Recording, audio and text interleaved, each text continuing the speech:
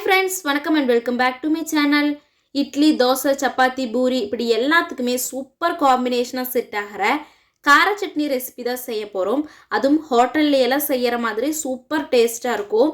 இதில் கொஞ்சம் ஆயில் அதிகமாக சேர்த்து செஞ்சிங்கன்னா 4 நாள் எக்ஸ்ட்ரா கூட வைக்கலாம். இது செய்யறதுக்காக கடாயில் தாராளமாக எண்ணெய் விட்டுட்டு கட் பண்ணி வச்சுருக்கிற தக்காளி சேர்த்திக்கலாம். இது கூடவே கட் பண்ணி வச்சுருக்கிற பெரிய வெங்காயம், இஞ்சி, பூண்டு, பச்சை மிளகாய் இது எல்லாத்தையுமே சேர்த்தி நல்லா வதக்கிக்கலாம். இது வதங்குற அளவு தேவையான அளவு உப்பும் சேர்த்திக்கலாம். இது கூடவே கொஞ்சமாக கொத்தமல்லி, புதினா சேர்த்திட்டு சோம்பும் சேர்த்திக்கலாம். கொத்தமல்லி, புதினா, சோம்பு இது 3 தான் இதில் சீக்ரெட் இன்க்ரீடியன்ட். நல்ல வாசமாக இருக்கும். தக்காளியோட தோல் எல்லாமே நல்லா லேசாகி குழைவாகி வரும். வெங்காயம் எல்லாமே கண்ணாடி பதம் வந்த உடனே நம்ம துருவி வச்சிருக்கிற தேங்காயும் இது கூடவே சேர்த்திக்கலாம். தேங்காய் சேர்த்ததுக்கு அப்புறமா ரொம்ப நேரம் வதக்கணும்னா அடிப்பிடிக்கிற மாதிரி ஆயிரும்.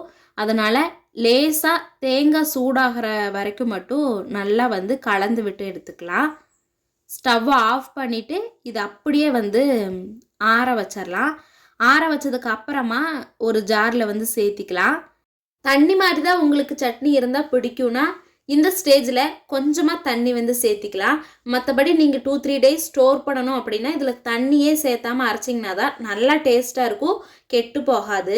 ஆனால் மெயினாக இந்த ரெசிபிக்கு தண்ணி சேர்த்தாம தான் அரைப்பாங்க. இப்போ பார்த்தீங்கன்னா தண்ணியே விட்டுட்டு இல்லை, அந்த தக்காளி வெங்காயம் வதங்கின அந்த ஒரு தண்ணியே இருக்கும். நல்லா குழைவாக கிடச்சிருக்குது.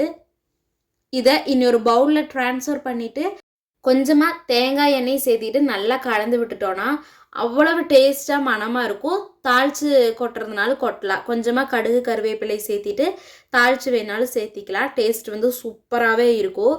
நீங்களும் மறக்காமல் இந்த ஒரு கார சட்னியை ட்ரை பண்ணிவிட்டு எப்படி இருந்ததுன்னு கமெண்ட் பண்ணுங்கள். வீடியோ பிடிச்சிருந்ததுன்னு நினச்சிங்கன்னா லைக் அண்ட் சப்ஸ்கிரைப் பண்ணிக்கோங்க. தேங்க்ஸ் ஃபார் வாட்சிங்.